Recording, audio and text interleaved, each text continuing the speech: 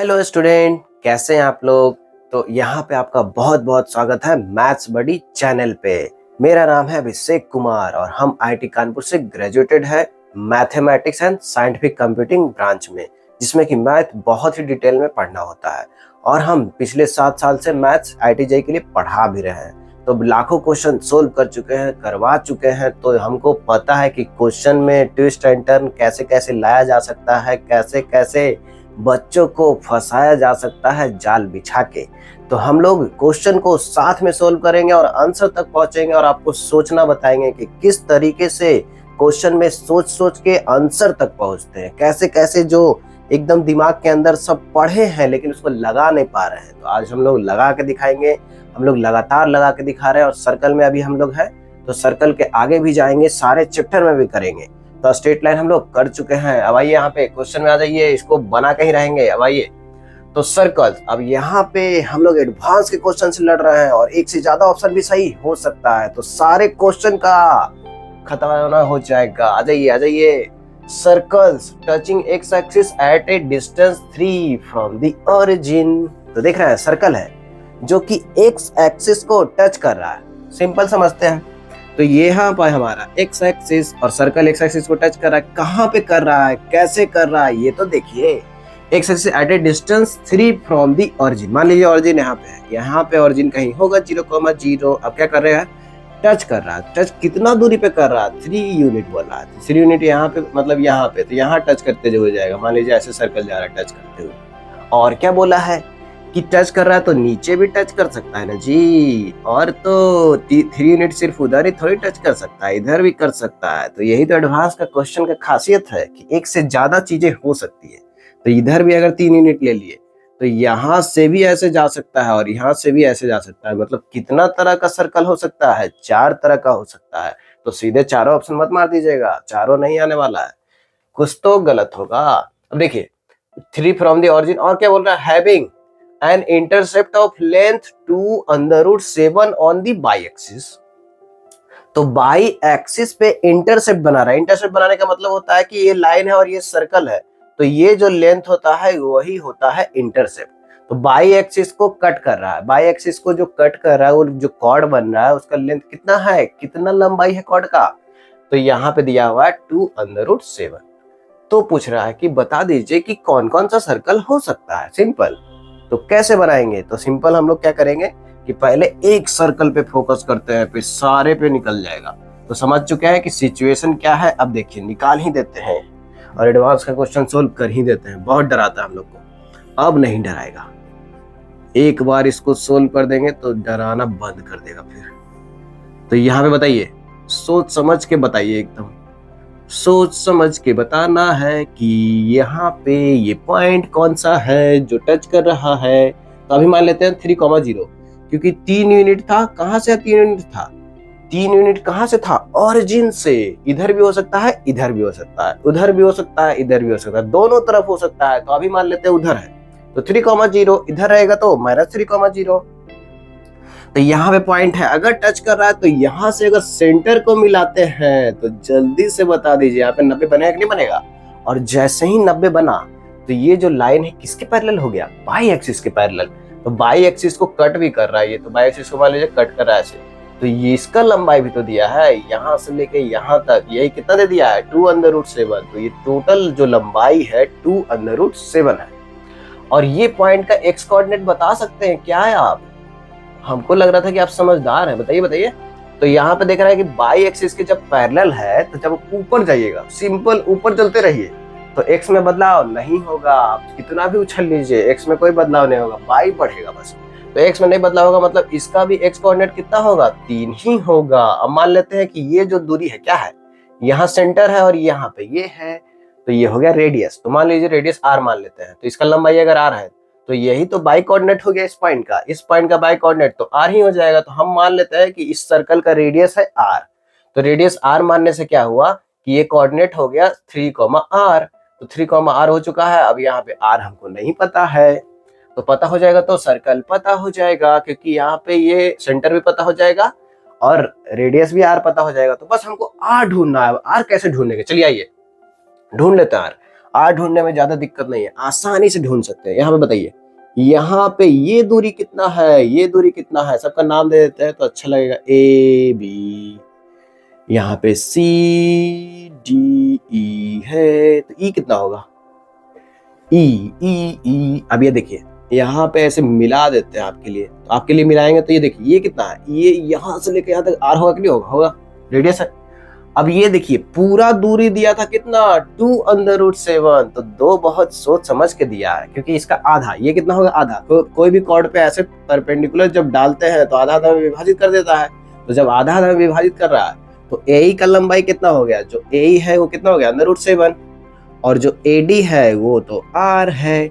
और ईडी कितना है, ईडी मतलब जो छापा मारता है वो वाला ईडी नहीं, यहाँ पे ईडी है, तो ईडी कितना होगा, ईडी, ईडी लंबाई, ईडी तो यही होगा, ऑरिजिन से लेके यहाँ दूरी कितना था, 3, तो ये हो गया 3। अब पाइथागोरस लगा देंगे जी, इस ट्रायंगल में पाइथागोरस लगाएंगे तो क्या होगा, एडी का स्क्वायर बराबर क्या होगा, एडी का स्क्वायर क्या होगा, एडी का स्क्वायर बराबर ए का स्क्वायर प्लस ईडी का स्क्वायर। ईडी आ जाएगा आपके घर पे छापा मारने, तो एडी का स्क्वायर, एडी का स्क्वायर क्या हो गया, आर स्क्वायर, और ये कितना हुआ, ए का स्क्वायर, तो √7 टोपी हट गया, और 3 का स्क्वायर 9 हो गया, तो 9 7 कितना होता है, 16 होता है। सब सोचा समझा साजिश है एकदम।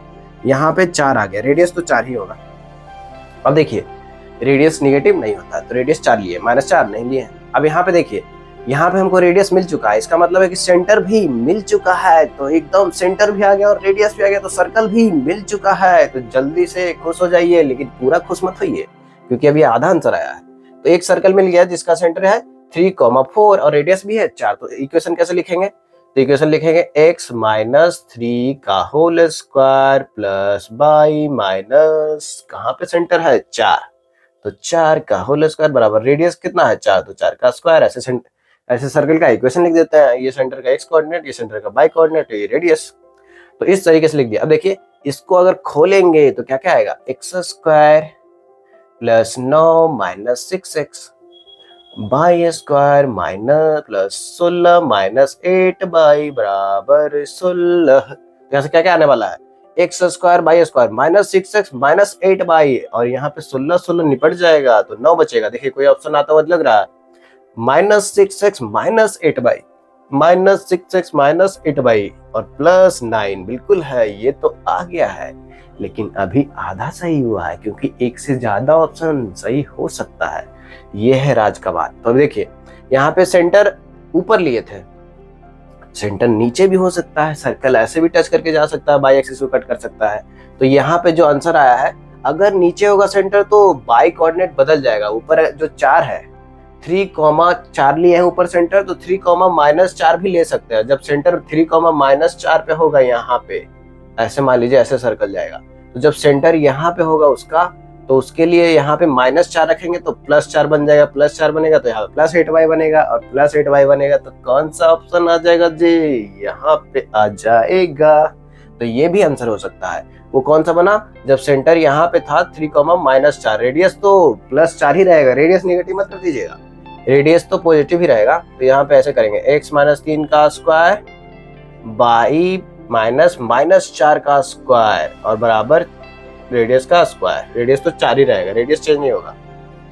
अब यहाँ पे देखिए, यहाँ पे ये आंसर बस चेंज हो जाएगा यहीं पे, तो हम लोग समझ चुके हैं। x² plus 9 minus 6x plus y square plus यहाँ पे माइनस माइनस क्या हो गया प्लस, तो 16 प्लस 8y, और इधर भी 16 है तो 16 16 कट जा रहा है, और यहाँ पे -6x प्लस 8y आ गया प्लस 9, तो -6x प्लस 8y। दो आंसर आ चुका है, तो हम लोग बहुत खुश हैं, बहुत एक्साइटेड है। और आंसर और भी आ सकता है, लेकिन यहाँ पे अगर हम थोड़ा और सोचे तो देखिए, हमारा जो सर्कल है वो ऐसे गया है, लेकिन सर्कल ऐसे भी तो जा सकता था। शुरू में बताया गया आपको, तो शुरू में बता चुके हैं हम सब कुछ आपको कि और कैसे सिचुएशन हो सकता है, कैसा हो सकता है बताइए, कैसा हो सकता है। तो ऐसा हो सकता है कि हमारा जो सर्कल है वो ऑरिजिन से कितना दूरी पे था, तो यहाँ पे टच करे -3,0 पे, तो जब यहाँ पे टच करेगा तो इस तरीके से सर्कल बनेगा, और बाई एक्सिस को फिर ऐसे कट करेगा। तो इस तरीके से होगा अगर, तो सेंटर कहाँ पे शिफ्ट हो गया, इसका सेंटर जो है शिफ्ट हो गया है -3,4 पे। तो सेंटर यहाँ पे माइनस माइनस प्लस हो जाएगा, तो प्लस जब होगा तो क्या हो जाएगा इक्वेशन, यहाँ पे अगर प्लस कर देते हैं तो यहाँ पे भी प्लस हो जाएगा, तो +6x बस हो जाएगा आंसर। तो +6x कहीं दिख रहा है क्या, ऑप्शन दिया ही नहीं है। ऑप्शन नहीं दिया है मतलब ये वाला भले ही हमारा आंसर होगा, लेकिन ऑप्शन नहीं दिया है। होशियार है कि चारों नहीं दिया है। तो यहाँ पे अगर नीचे भी सर्कल लेंगे, एक ऐसा सर्कल भी ले सकते हैं, तो जब ऐसा सर्कल भी लेंगे तो उसके लिए तो +3 होगा, तो +6x ही होगा, लेकिन +6x वाला कहीं नहीं दिख रहा है। इसका मतलब है कि इस क्वेश्चन का 2 ही ऑप्शन सही है, और वो दोनों हम लोग निकाल चुके हैं और 4 नंबर प्राप्त कर चुके हैं। तो हम लोग बहुत खुश हैं, और इसी एनर्जी के साथ हम लोग अगले क्वेश्चन में जाएंगे और उसके आंसर तक भी पहुंचेंगे। लेकिन उससे पहले अगर चैनल को सब्सक्राइब नहीं किया तो जल्दी से जल्दी करिए, क्योंकि जैसे ही सब्सक्राइब करिएगा आपके पास वीडियो आसानी से अवेलेबल हो जाएगा और आप अच्छे से मैथ समझ पाइएगा और हर एक क्वेश्चन को बना पाइएगा। तो आप मेरे साथ बने रहिए, कहीं जाने की जरूरत नहीं है। हम लोग अगले क्वेश्चन को भी सोल्व करेंगे। चलिए अगले क्वेश्चन में चलते हैं। तो हम लोग एडवांस के क्वेश्चन से भी नहीं डरते हैं, उसको पहले ही बोल देते हैं कि हम तुमसे नहीं डरते हैं। चलिए इसको सभी सोल्व कर ही लेते हैं। तो क्या बोल रहा है ये क्वेश्चन, सबसे पहले लैंग्वेज समझना बहुत ही जरूरी है, हम लोग साथ में मिलकर समझते हैं। तो let L1 be a straight line, एक लाइन है जिसका नाम दिया गया, जैसे आपका नाम दिया गया उसी तरीके से इसका नाम दिया गया है L1।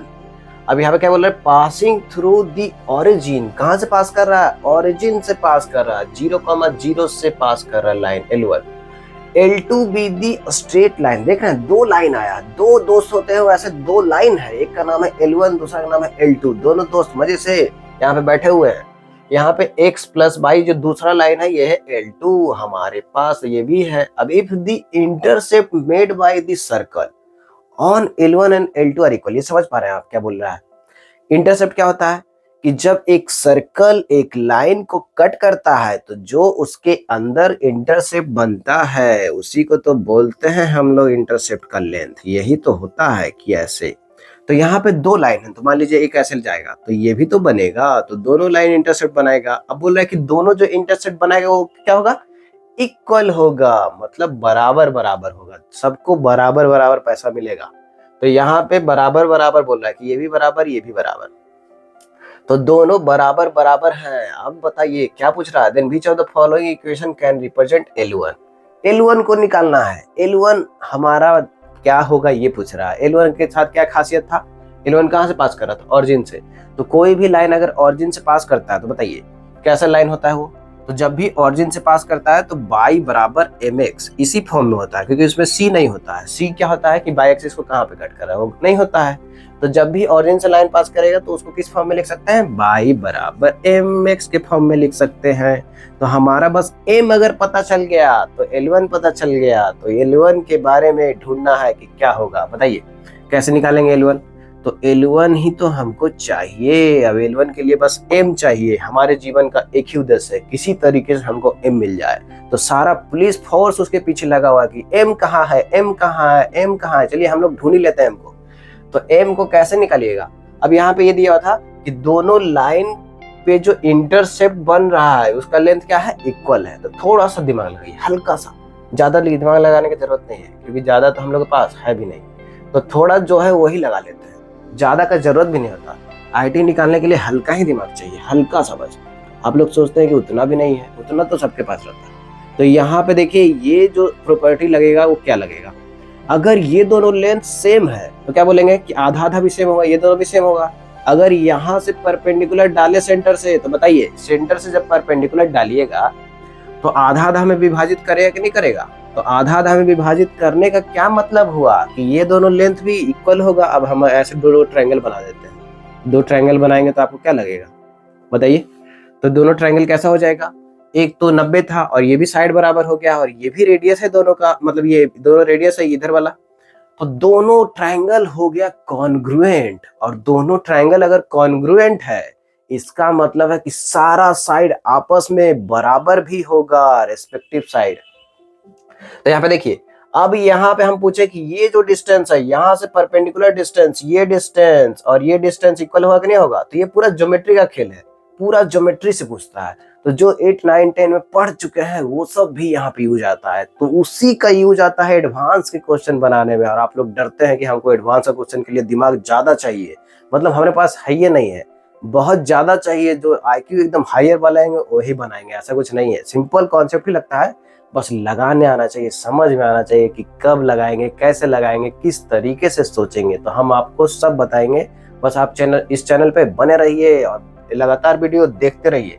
तो आइए, अब ये हो गया दोनों इक्वल। अब ये दोनों इक्वल हो गया तो हम लोग क्या सोचेंगे कि इसका सेंटर कितना है। सर्कल का सेंटर बता दीजिए। सर्कल का सेंटर, कहीं सर्कल आपको दिख रहा है? बिल्कुल दिख रहा है, यहाँ पे सर्कल है।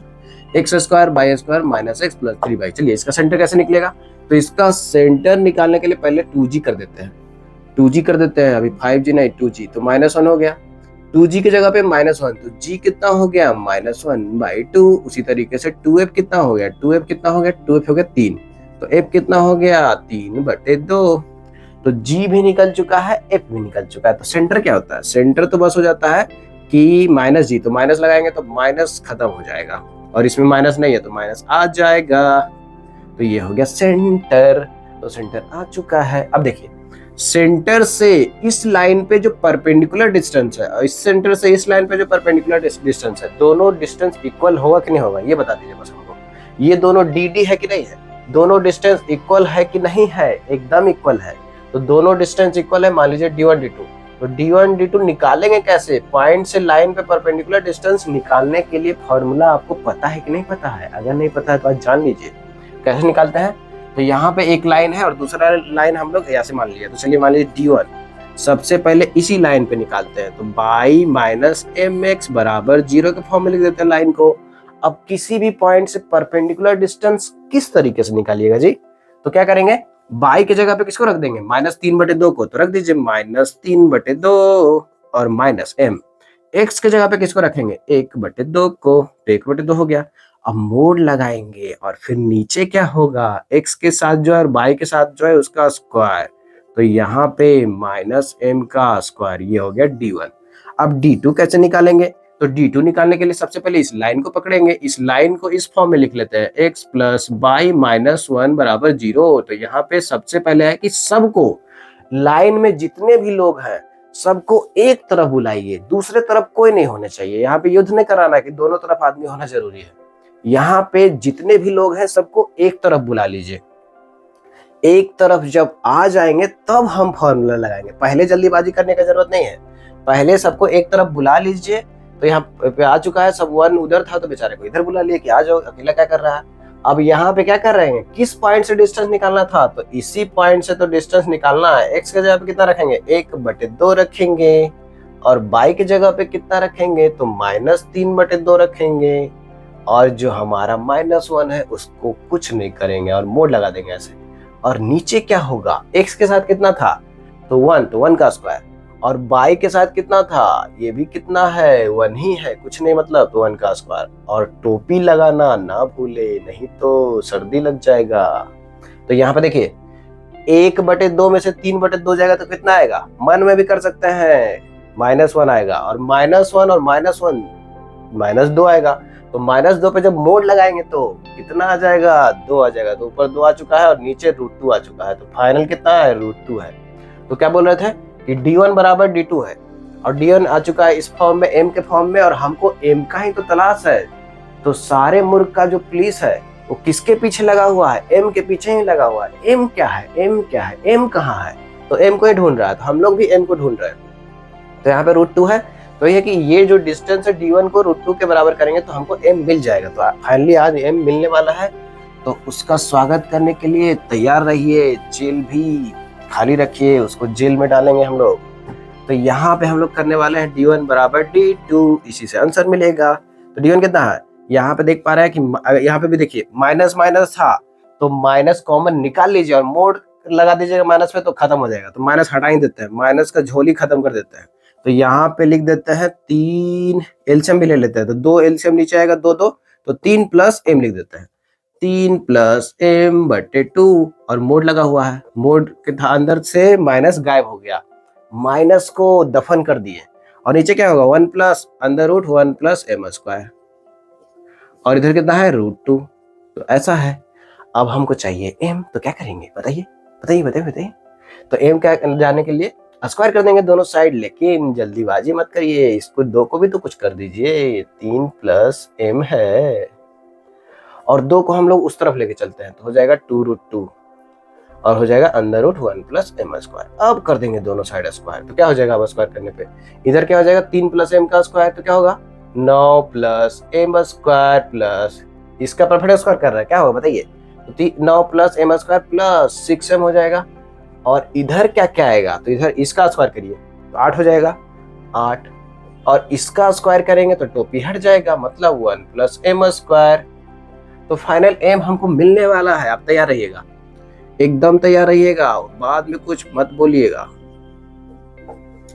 मिलने ही वाला है एकदम। आरती के लिए तैयार रहिए, चंदन टीका करना है आपको। यहाँ से देखिए सबको एक तरफ लेके चलिए तभी m आएगा। तो m स्क्वायर को उधर भेजिए तो 8m स्क्वायर में से m स्क्वायर जाएगा तो 7m स्क्वायर हो जाएगा। और इधर यहाँ पे देखिए 6m प्लस में था, उधर गया तो -6m हो जाएगा। और 8 में से 9 जाएगा तो कितना बचेगा जी, -1 बचेगा।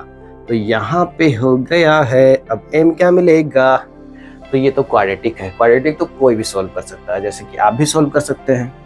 तो यहाँ पे m जो आने वाला हमको पता चल चुका है, क्या आपको पता चल चुका है, बिल्कुल पता चल चुका होगा।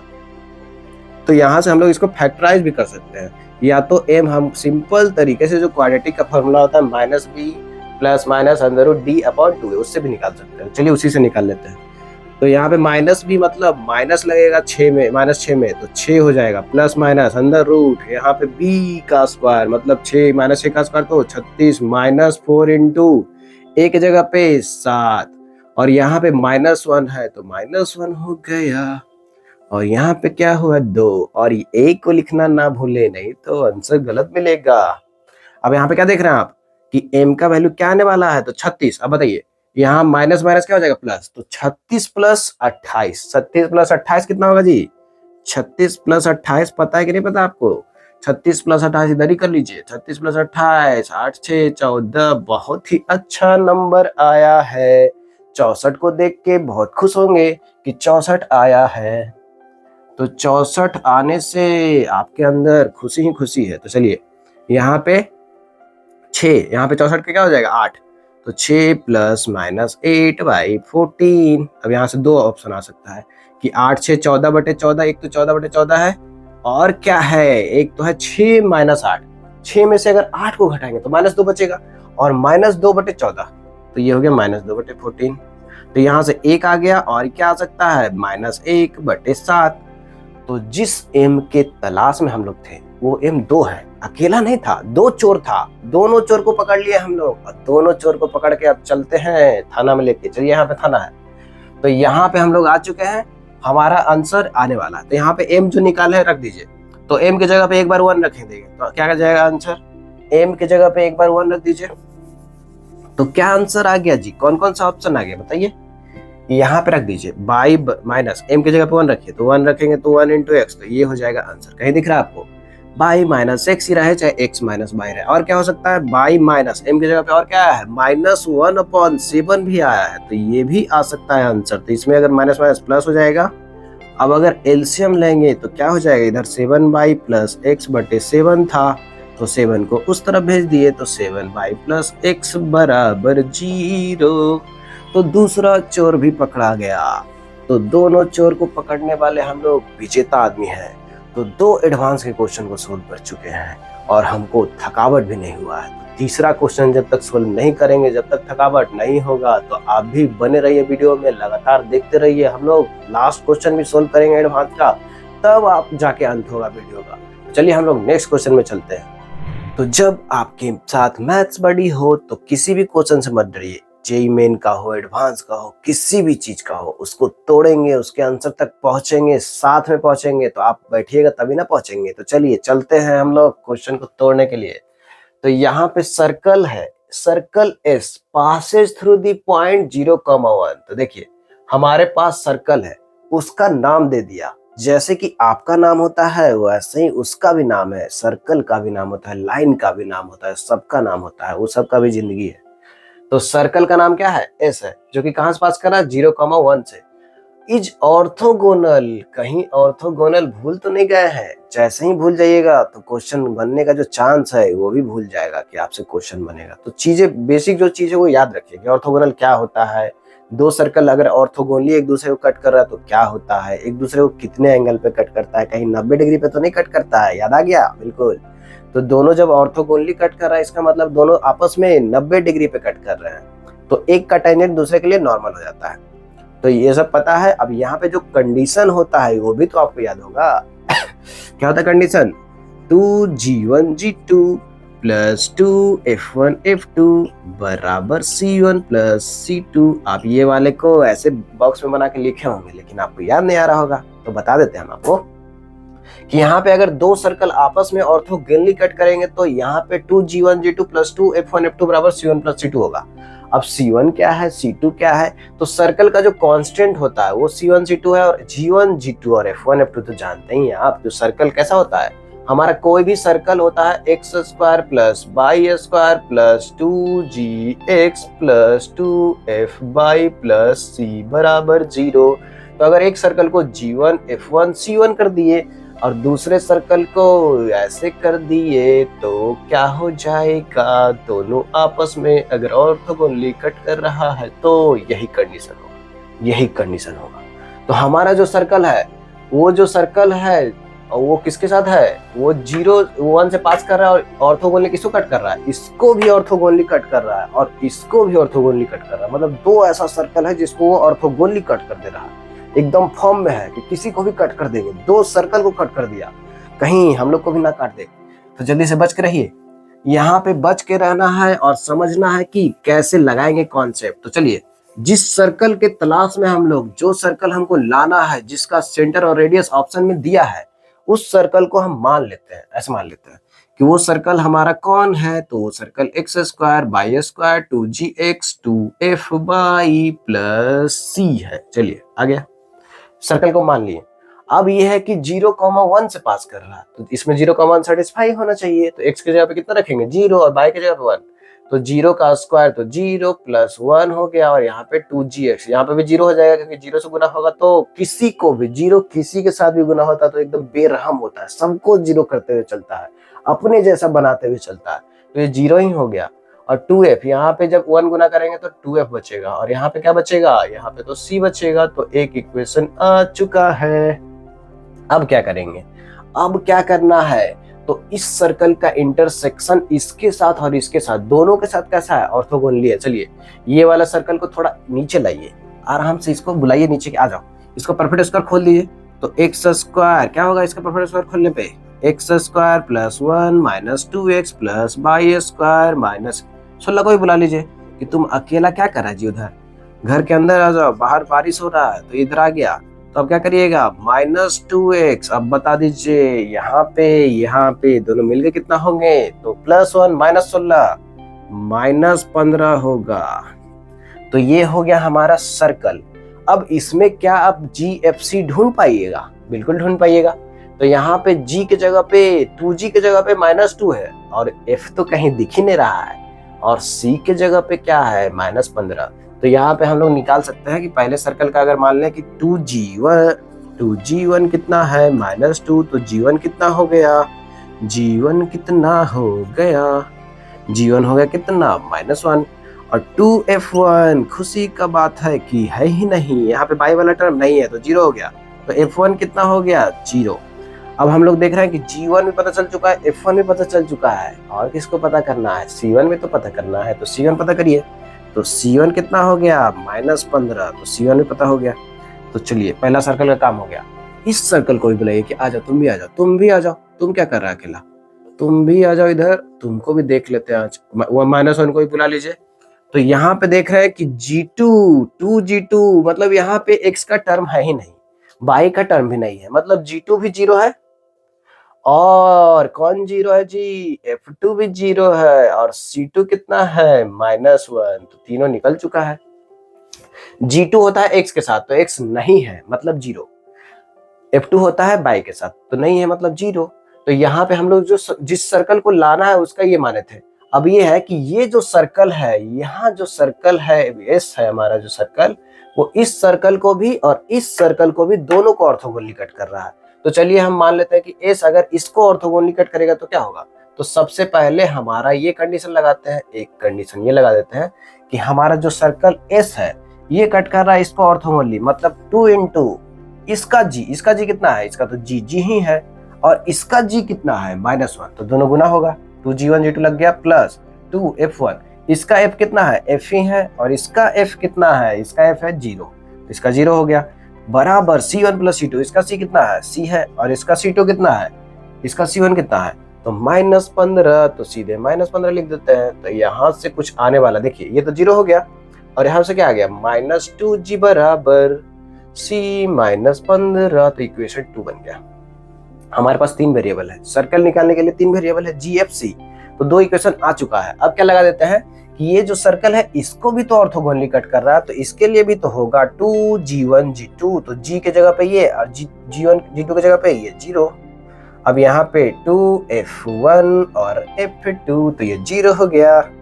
अब यहाँ पे c1 प्लस c2, चलिए इसका तो c है और इसका c क्या है -1 है। अब यहाँ पे देखिए ये भी 0 से गुना हो रहा है सब और ये भी 0 से गुना हो रहा है सब, इसका मतलब है कि इधर सब 0 हो गया, तो सब 0 हो गया तो क्या हो गया, इधर सब 0 हो गया, इधर c -1 है, तो c कितना हो गया जी 1। अब c जैसे ही 1 निकला तो चलिए इसमें रख दीजिए, इक्वेशन 2 में रखिए, तो इक्वेशन 2 में अगर रख देंगे तो g आ जाएगा, क्या आ जाएगा -2, यहाँ पे रखते हैं इक्वेशन 2 में, तो रख देते हैं -2g बराबर c की जगह पे 1 रख दीजिए, तो कितना आ जाएगा जी g कितना आ जाएगा, तो यहाँ पे देख रहा है कि -2g आ गया -14, तो g आ जाएगा 7। तो यहाँ पे जब हम रखेंगे तो f भी आ जाएगा, तो यहाँ पे रख देते हैं, यहाँ पे क्या आएगा, यहाँ पे देखिए 1 + 2f, तो 1 + 2f + c बराबर 0 है, तो c की जगह पर रख दीजिए 1, आ चुका है हमारा, तो 1 + 2f + 1 बराबर 0, तो यहाँ पे 2f बराबर आ गया -2, तो f कितना आ गया -1, तो f भी आ चुका है, g भी आ चुका है, c भी आ चुका है। अब सर्कल का सेंटर क्या होता है, तो -g -f होता है, तो सर्कल का सेंटर, जिस सर्कल का सेंटर का तलाश है हमको, ये दोनों में कौन सा होगा सेंटर, तो सेंटर मिल चुका है -g, सेंटर क्या होता है -g और -f, -g और -f, तो -g मतलब -7 और -f मतलब -1, तो -7 + 1 हमारा एक ऑप्शन तो आ गया, और ये नहीं होगा, ये कंफर्म है कि सेंटर एक ही होगा। अब ये है कि रेडियस कितना होगा, रेडियस का भी 2 ऑप्शन दिया है, तो यहाँ पे -7 आया, तो तेजी में इसको कोई जरूरी नहीं कि 7 वाला मार के आगे बढ़ जाइए, नहीं अभी निकालेंगे, हम लोग उतना जल्दीबाजी नहीं करेंगे, पहले हम लोग देख लेते हैं क्या हो रहा है। यहाँ पे देखिए, तो यहाँ पे देख पा रहे हैं कि यहाँ पे c भी पता है, तो रेडियस का फॉर्मूला क्या होता है जी, रेडियस का फॉर्मूला भी बता दीजिए आप लोग। रेडियस का फॉर्मूला होता है, क्या होता है, रेडियस का फॉर्मूला बता दीजिए हमको। रेडियस का क्या होता है, g² + f² - c पे टोपी, तो c g भी आ चुका है 7 का स्क्वायर, f भी आ चुका है -1 का स्क्वायर और c कितना आ चुका है 1। तो देखिए कहीं कटने वाला तो नहीं है, तो साथ ही आ गया, ओहो, जो आप मारने वाले थे वही आंसर आया है।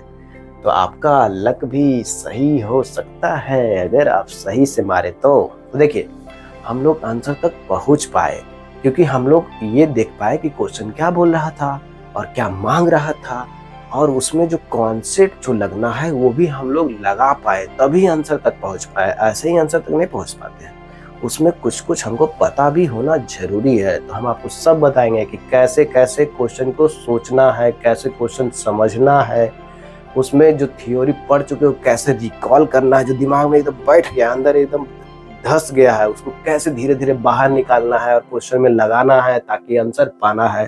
तो बस इस चैनल के थ्रू आप जुड़िए और अपने दोस्तों को भी जोड़िए और यहाँ पे सब्सक्राइब भी कर लीजिए ताकि आसानी से आपको वीडियो अवेलेबल हो सके। तो बहुत बहुत धन्यवाद आपका, हम लोग फिर से क्वेश्चन सोल्व करेंगे और बहुत बहुत धन्यवाद आपका, आपका दिन शुभ हो।